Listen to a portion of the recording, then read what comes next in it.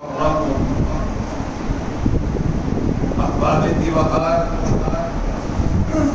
رب العالمین جو ہمارا خالق ہے، مالک ہے، رازق ہے، ہمیں حکم دے رہا ہے کہ وَاعْتَصِمُوا بِحَبْلِ اللَّهِ جَمِيعًا،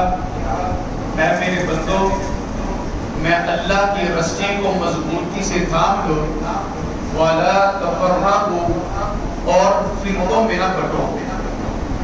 ذرا غور کیجئے، حکم اللہ رب العالمین کا ہے، دل جمی کے ساتھ سماعت فرمائیے۔ فرمایا میں اللہ کی رسی کو مضبوطی سے تھام لو۔ عزیز بھائیو، اللہ کی رسی سے کیا مراد ہے؟ اللہ کی رسی سے مراد اللہ رب العالمین کی وحی، قرآن اور حدیث مراد ہے۔ قرآن مجید کے اندر خالق کائنات نے اعلان فرمایا اِنَّا نَحْنُ نَزَّلْنَا الذِّكْرَ، اے لوگوں میں نے ذکر کو نازل کیا ہے، وَإِنَّا لَهُ لَحَافِظُونَ اور میں اللہ ہی اس ذکر کی حفاظت کرنے والا ہوں۔ یعنی جس چیز کو مجھے اور آپ کو تھامنے کا حکم دیا گیا وہ اللہ کا ذکر ہے جو اللہ نے نازل کیا ہے۔ اب ذرا غور کیجئے کہ ذکر سے مراد کیا ہے؟ قرآن مجید کا دوسرا مقام اللہ تعالیٰ ارشاد فرماتے ہیں وَاذْكُرْنَ مَا يُتْلَى فِي بُيُوتِكُنَّ مِنْ آيَاتِ اللَّهِ وَالْحِكْمَةِ، اے نبی کی بیویوں ذکر کیا کرو اس چیز کا جو چیز تمہارے گھروں میں تلاوت کی جاتی ہے۔ پہلے نمبر پر مِنْ آيَاتِ اللَّهِ وہ اللہ کی آیات ہیں، اور دوسرے نمبر پر والحکمہ وہ حکمت مراد نبی علیہ السلام کی سنت ہے۔ تو اللہ تعالیٰ نے ارشاد فرمایا کہ قرآن اور حدیث ذکر ہے، اور اس ذکر کو میں اللہ نے نازل کیا ہے، تم بس اس ذکر کو، اس میری وحی کو، اس رسی کو مضبوطی سے تھام لو۔ وَلَا تَفَرَّقُوا اور فرقوں میں نہ بٹو۔ میرے عزیز بھائیوں، ہم میں سے ہر آدمی اور ہر فرقے کا حامل انسان یہ بات کہتا ہوا نظر آتا ہے کہ بھئی فرقہ واریت نہیں ہونی چاہیے، فرقہ واریت بہت بڑی لعنت ہے، ہم مسلمانوں کو فرقہ واریت سے بچنا چاہیے۔ ہر انسان یہ راز الاپتے ہوئے نظر آتا ہے، لیکن سوال یہ ہے کہ بھئی جس فرقہ واریت سے آپ ہمیں منع کرنے جا رہے ہیں، جس فرقہ واریت کی مذمت کیے جا رہے ہیں، ذرا یہ بھی تو بتلا دیجئے کہ فرقہ واریت ہے کیا؟ فرقہ واریت کسی بلا کا نام ہے جس کے بارے میں کہا گیا ہے کہ فرقہ واریت میں نہیں پڑھنا، فرقہ واریت کا شکار نہیں ہونا۔ میرے عزیز بھائیوں، یہ المیہ ہے کہ ہم میں سے ہر انسان عمومی طور پر، ہم میں سے ہر مسلک والا وہ یہ کام کرتا ہے کہ جو چیز اس کے خلاف آ جائے، جو چیز اس کے عقیدے کے یا اس کے معاملات کے خلاف ہو، وہ کہتا ہے یہ فرقہ واریت ہے۔ آپ کسی بھی آدمی کے پاس چلے جائیں، اس کے سامنے بیٹھ کے دین کی بات کریں، اگر وہ بات اس کے عقیدے یا اس کے مسئلے کے خلاف آئے گی تو وہ یہی کہے گا تم فرقہ وارانہ گفتگو کر رہے ہو۔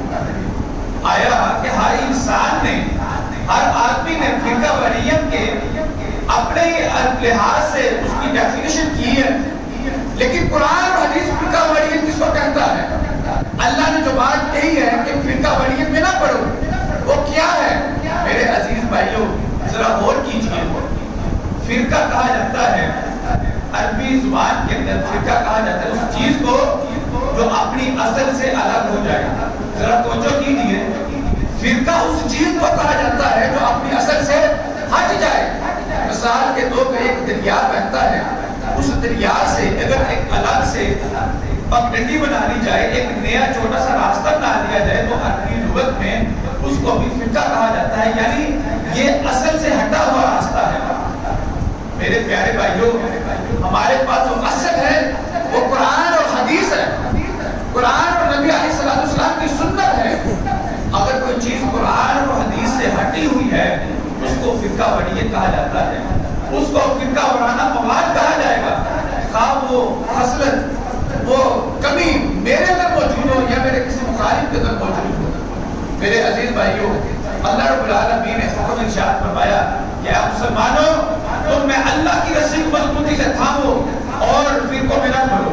میرے عزیز بھائیوں ذرا غور کیجئے گا کہ دنیا کے اندر جتنے بھی مذاہب موجود ہیں، یہودی ہیں، عیسائی ہیں، سکھ ہیں، مجوسی ہیں، جتنے بھی ہیں، مسلمان ہیں، سب میں اختلاف پایا جاتا ہے، سب میں فرقہ بندی موجود ہے۔ لیکن ذرا غور کیجئے کہ ہمارے اندر فرقہ واریت کیوں ہے؟ اگر ہم ذرا عیسائیوں کو دیکھیں تو عیسائیوں کے ہاں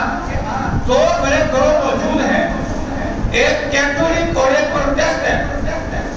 دونوں عیسائیوں کے گروہوں کے پاس جو انجیل ان کی مقدس کتاب ہے، اس کی الگ الگ شکل موجود ہے۔ ان کے پاس ان کی تعلیمات محفوظ نہیں ہے، جس کی وجہ سے وہ لوگ فرقہ واریت کا شکار ہو گئے۔ لیکن مجھے بتلائیے کہ ہم مسلمانوں کو کیا مسئلہ ہے؟ ہمارے لیے اللہ نے جو وحی نازل کی، جو قرآن نازل کیا، جو حدیث نازل کی، جو سنت نازل کی گئی، نبی علیہ السلام کی حدیث یا سنت ہمارے پاس موجود ہیں، وہ سب تو محفوظ ہے، ان کو محفوظ اللہ کی ذات نے کیا ہے۔ پھر اگر ہمارے پاس دین محفوظ بھی ہے، ہمارا دین کامل بھی ہے، کہیں کمی اور کوتاہی بھی نہیں ہے، تو عزیز بھائیوں کا چھوٹا سا سوال یہ ہے کہ ہمارا آپس میں اختلاف کس وجہ سے ہے؟ غور کیجئے، اگر ایک ہم نماز لے لیں مسلمانوں کی نماز، تو نماز کے اندر اتنے زیادہ اختلافات ہیں، بدلائے نہیں جا سکتے۔ بعض لوگوں نے صرف نماز نہیں 50 سے زیادہ اختلافات دکھلائے کہ عام مسلمانوں میں جس طرح نماز کے اندر اختلافات موجود ہیں۔ اور میرے عزیز بھائیوں، نماز اللہ کے نبی علیہ السلام نے اسلام کو ستون قرار دیا ہے۔ اگر اسلام محفوظ ہے، میرا اور آپ کا یہ دعویٰ ہے اسلام محفوظ ہے، تو اسلام کا ستون نماز ہے، کیا وہ محفوظ نہیں ہے؟ وہ بھی محفوظ ہے، نماز کا طریقہ کار بھی محفوظ ہے، مگر پھر ہم مسلمانوں میں اختلافات کیوں ہیں؟ کوئی یہاں ہاتھ باندھتا ہے، کوئی یہاں نیچے ہاتھ باندھ رہا ہے، کوئی ہاتھ چھوڑ کے پڑھ رہا ہے، کوئی کسی اور طریقے سے نماز ادا کر رہا ہے۔ میرے عزیز بھائیوں، وجہ کیا ہے؟ وجہ صرف ایک ہے کہ ہم اصل کی طرف نہیں لوٹتے، ہم قرآن اور حدیث کی طرف نہیں لوٹتے، ہم اپنے مولوی یا جن کو ہم سمجھتے ہیں وہ ہماری تربیت کر رہے ہیں دین کے اعتبار سے، وہ لوگ ہمارے دین کا کھلواڑ کر رہے ہیں، وہ لوگ ہمارے اعتماد کا نجائز فائدہ اٹھاتے ہیں کہ جب عوام اپنے علماء پر اعتماد کیے ہوئے ہیں اور ان کے کہے پر عمل کیے جا رہے ہیں، تو وہ علماء جو علماء سو ہیں انہوں نے کچھ خیال نہیں کیا کہ ہم جو لوگ عوام ہمارے اوپر اندھا اعتماد کیے ہوئے ہیں، ہم ان کے اعتماد کو ٹھیس نہ پہنچائیں، ان کے عقیدوں کو، ان کی عبادت کو خراب نہ کریں۔ آخری حدیث سنا کے بعد ختم کرتا ہوں۔ صحیح بخاری کی حدیث ہے، جناب نبی علیہ السلام مسجد میں تشریف فرما ہے، ایک آنے والا صحابی آیا، اس نے نماز ادا کی، نماز ادا کرنے کے بعد اللہ کے نبی کے پاس آتا ہے، سلام عرض کیا، اللہ کے نبی علیہ السلام نے اس کی سلام کا جواب دیا اور کہا میرے صحابی ابھی تم واپس جاؤ، جا کے دوبارہ نماز ادا کرو، تم نے نماز ادا نہیں کی، ارجع فصلی انک لم تصلی، پلٹ جا نماز ادا کر، تو نے نماز ادا نہیں کی ہے۔ وہ صحابی دوبارہ گئے، نماز ادا کی، پھر آئے اللہ کے نبی کے پاس، سلام کیا اور بیٹھنے لگے۔ اللہ کے نبی علیہ السلام نے اس کے سلام کا جواب دیا اور فرمایا واپس چلے جاؤ، نماز ادا کرو، تم نے ابھی نماز نہیں ادا کی۔ وہ صحابی تیسری بار گیا، نماز ادا کی ہے، پھر اللہ کے نبی کے پاس ہے، سلام عرض کیا، اللہ کے نبی نے جواب دیا، کہا پلٹ جاؤ، نماز ادا کرو، تم نے نماز نہیں ادا کی۔ حالانکہ اس صحابی نے نماز ادا کی تھی، 3 بار کی ہے۔ اس نے کہا اللہ کے نبی مجھے تو نماز ایسے ہی آتی ہے، آپ ارشاد فرما دیجئے کہ میں نماز کیسے ادا کروں۔ اللہ کے نبی علیہ السلام نے پوری نماز سکھلائی، فرمایا میرے صحابی نماز کو ایسے ادا کرو جس طرح میں کہتا ہوں، جس طرح میری سنت ہے، میرا طریقہ ہے۔ اس حدیث تو بہت لمبی ہے، مگر صرف یہاں سے یہ بتلانا چاہتا ہوں کہ وہ نماز جو اللہ کے نبی علیہ السلام کی سنت کے مطابق نہیں ہے، وہ نماز جو اللہ کے نبی کے طریقے کے مطابق نہیں ہے، جناب محمد رسول اللہ علیہ السلام نے اس نماز کو نماز ہی نہیں کہا ہے۔ ہم یہاں پر بولتے ہیں کہ فلاں نماز قبول ہو جاتی ہے، یا ہاتھ رکھنے سے نماز ہو جائے گی، یا ہاتھ چھوڑنے سے نماز ہو جائے گی، علیہ السلام کا فتویٰ موجود ہے، اور میں جس آدمی نے محمد علیہ السلام کی سنت کے مطابق نماز ادا نہیں کی، میں محمد اس نماز کو نماز ہی نہیں مانتا۔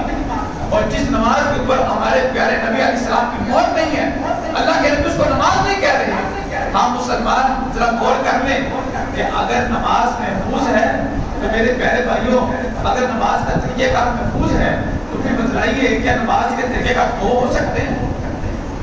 یا نماز کے طریقہ کار 3 یا 4 ہو سکتے ہیں؟ اگر نماز محفوظ ہے اس کا صرف ایک ہی طریقہ کار ہے جو اللہ کے نبی علیہ السلام نے بیان کیا ہے، وہی ادا کی جائے تو اللہ قبول کرے گا۔ اس کے علاوہ کسی اور طریقے سے نماز ادا کی گئی تو وہ نماز اللہ رب العالمین کی صورت قبول نہیں کرے گا، کیونکہ اللہ نے اپنے نبی کو رسول بنا کے بھیجا ہے اور رسول کا مقصد یہ ہے اس کی اطاعت کی جائے۔ اور اگر کسی آدمی نے اپنے مسلک کی اطاعت کرتے ہوئے، اپنے مولوی انسان کی اطاعت کرتے ہوئے نماز ادا کی، اللہ کے نبی کے طریقے کو نہیں دیکھا، تو وہ آدمی جان لے کہ اللہ کے نبی علیہ السلام فرماتے ہیں کل قیامت کا دن ہوگا، میں حوض کوثر پر اپنے امتیوں کا استقبال کر رہا ہوں گا، میرے امتی آئیں گے، ان کے اعضائے وضو چمک رہے ہوں گے، ہاتھ چمک رہے ہیں، چہرہ مبارک چمک رہا ہے، پاؤں چمک رہے ہیں وضو کی وجہ سے، لیکن اللہ کے نبی فرماتے ہیں لوگ آتے ہیں میں حوض کوثر کا جام پیش کیے جا رہا ہوں، لیکن اچانک کی کیا ہوگا، کچھ لوگ آئیں گے ان کے اور میرے درمیان دیوار حائل کر دی جائے گی،